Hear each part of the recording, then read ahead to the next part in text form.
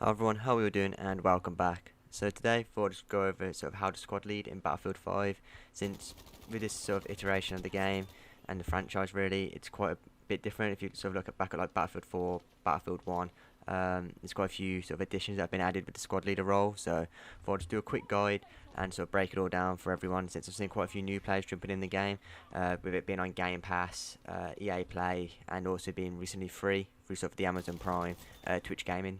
So, I've seen quite a few people jumping on, and with that, I've seen screenshots with sort of the squads maxed out all the way down to like the letter O. So, with that, I thought, I'd sort of do a quick breakdown and get you guys all up to speed with kind of how best to utilize being a squad leader and sort of get the most points to be able to call in sort of maximum amount of support and also just get a load of XP from it as well. So, without wasting any more time, let's jump into it. Starting off, you may be wondering, how do you know if you're the squad leader? Well, I see next to my name here, there's a little star that shows that I'm the leader of this squad. Now, to get the squad leader role, if you create a squad, you're automatically put as a squad leader, but you can also request an order from the current squad leader, and if they don't put an order down after a certain amount of time, you'll then get promoted into the squad leader role to then be able to sort of set objectives for your squad to complete. Next to my name, also, and so the little star icon, you'll see there's a score, 3,494 points currently. This shows how many sort of reinforcement points the squad as a whole has to then be able to call in, like your artillery strikes, smoke barrages, and what else. And we'll get into that a bit more later on in the video. Then above that, you can see the sort of the current objective, which is defend capture point C, and then sort of a white circle around that, and that's the sort of time left until that order is complete. You don't have to wait for that to go all the way down to set a new order. If you need to sort of capture an objective or something like that, you can just set the objective. You don't have to wait for that sort of circle to count down. And if there's an attack order, there's not a time limit on that. It's just whenever you capture that objective, that's when it will complete. So that sort of wraps up the kind of the basic UI for the squad leader role. Now we'll jump into the next part. Speaking of setting squad orders, you may be wondering, how do I go about this? Well, if you hold down your spot button, and on PC that's Q, I'm not too sure what it is on console, but if you go to settings and then controls, you'll be able to sort of find it in there, whatever the default buttons are for sort of spotting enemies. Now, this will bring up this wheel, as you can see on the screen here. You've got sort of your chat bubble, that's where you sort of your affirmative, thank you, and so what are there. You got your sort of request health, request ammo, and request a ride, so like transportation. And then at the bottom, you've got the diamond shape, so the squad leader sign right there. If you're not squad leader, you won't get options to the flags. You'll just get a request order, and that's how you go about sort of requesting orders from the squad leader. However, if you are a squad leader, then this opens up the options to set both attack and defend orders on different flags, and this is how you kind of just go about setting the orders for your team, so for your squad. It makes it a lot easier than sometimes trying to spot them in the heat of battle. It can be a bit hard just trying to spot a flag whilst also aiming at enemies if you need to quickly drop a squad order. But this is how you do it. Obviously on different maps, there may be more, there may be less. Like obviously Operation Underground, there's only 3 flags, so you'd only have 3 options.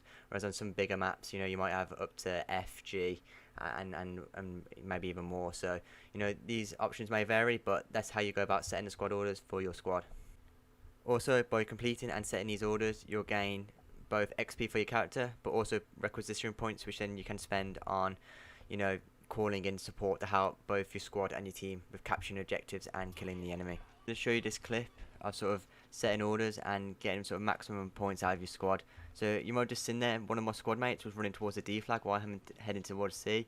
So at the moment, these order is on C. However, you can see me checking the map, and I'm seeing that at the moment the D point has got more teammates on it, so it's going to get capped quicker. So in a second, I'll sort of switch to the D flag, which then once that's captured, I'll get 100 points and some requisition points in for our squad. And you can see there, attack order complete, and I initially switch it back to C. So that way then, you can see we've got 200 points there, and then in total we had like 3,000 points just from that clip alone. So as a squad leader, you can make use of squad mates that don't stick with you as a leader, which you do get that quite a bit in Battlefield. So by just keeping an eye on where they are on the map, you might be able to just, if they're on a different flag, just put an order down, get some points from that, which then helps you sort of work towards those sort of artillery, smoke barrages, and other sort of supports and whatnot that can help you and your team. Now I just want to give a quick tip with that setting attack orders. You don't, neither yourself nor a squad mate needs to be on the point. So if you see your team capping a flag, just drop an attack order down, and you'll get some free points. Same with defending, drop a defend order down, even if none of you are on the point, and you'll get some points from that, and it all helps just build up towards those reinforcements. Finally, we've got into squad reinforcements. I know I've been mentioning them all game, and now I'm just going to give you kind of a quick rundown and bring you up to speed with kind of what each one does and kind of how to go about using them. So squad reinforcements can be broken down into kind of two categories. You got offensive and defensive. So offensive kind of has sector artillery, which costs 750 points, and it's kind of like an area of effect. So you're calling it kind of an artillery barrage on a certain area, and it's kind of marked by blue smoke if it's friendly, and red smoke if it's an enemy. Do be careful though of if you call in an artillery strike, because you can be damaged by it and killed by it if you've called it in. We also got your JB2 rockets, your V1 rockets. So these cost 41,500, and these are like a rocket that gets called in to a certain area of the map when you sort of spot it with your binoculars. And what this does is just it's a kind of massive sort of single burst AOE, and it's really useful for sort of clearing sort of real high contested points, whether it be like breakthrough, say like the last point on a breakthrough map, or one of the sort of last conquest point that you're trying to capture. Really good time to call it in. Or if there's kind of a group of tanks, enemy tanks grouped together, drop them in on there and you can rack up a few kills and take out the enemy armor. Defensive, once again, it's kind of broken down to supply canisters. So these cost 2,450 points, and with this you can resupply ammo and med packs there, and this can also be used by your squad and team, and you get points for them using it. So if you're away from a sort of point, sort of resupply point or med point, and you need some ammo, or somebody needs some ammo, call one of these in and they can use it then to sort of either take out other enemy vehicles or enemies and stuff like that. Really useful and quite cheap as well to call in. You also get a smoke barrage as well.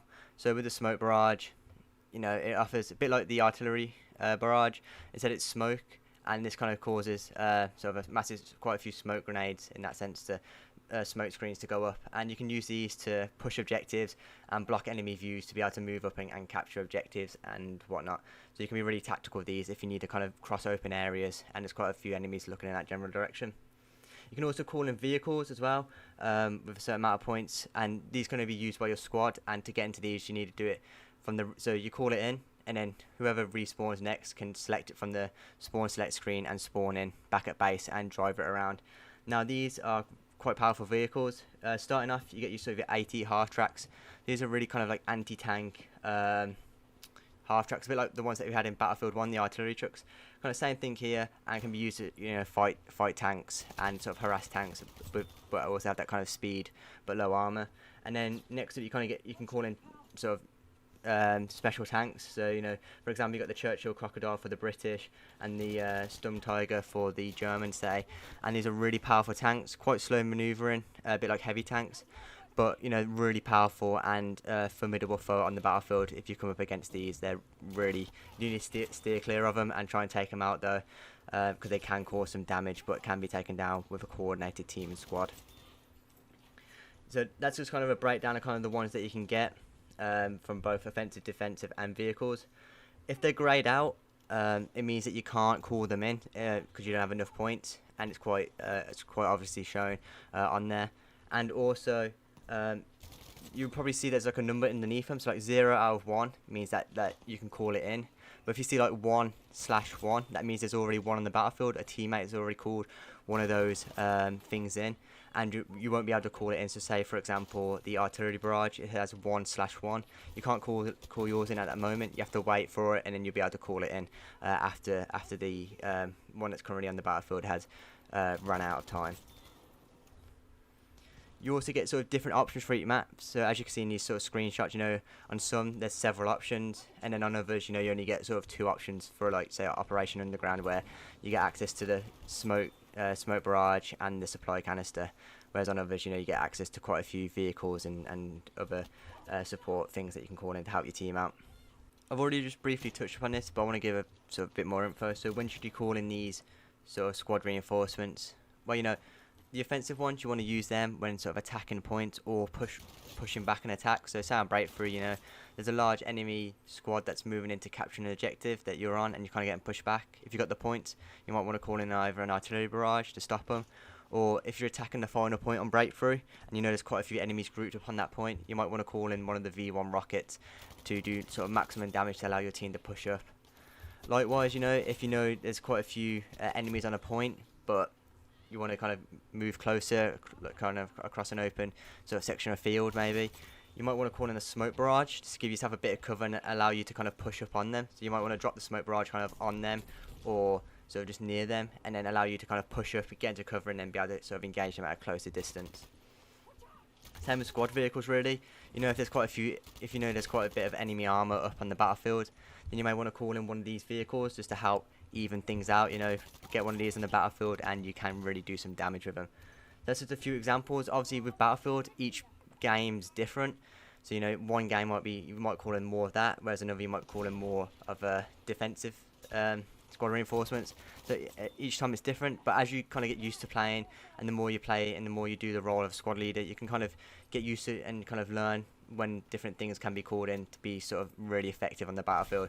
You know, so don't really worry about, you know, what should I call in, what shouldn't I. You know, just use the points up, but you know, don't hoard the points. I've seen some people that get like 80,000 points and never call anything in. So you know, you can't really do no wrong with it. Just don't hoard the points to the end of the game. You know, make sure you call in stuff in when, you know, when it is sort of good to call it in. You know, don't just go spamming stuff around if you know it's not going to be useful for you to call it in. But yeah, that's just a quick sort of rundown of kind of how to squad lead and also a bit about the reinforcements. If you enjoyed the video, make sure to drop a like, comment down below as well. You know, kind of what you learn, and also what I can do better with these videos, or what I can do to improve these videos. So please leave a comment down below what you enjoyed, what I could maybe do better. But if you want to see more content like this as well, make sure to drop a subscribe as well. Got plenty of content for Battlefield 5 and 2042 when that releases. But yeah, I'll catch you in the next one. Have a good one.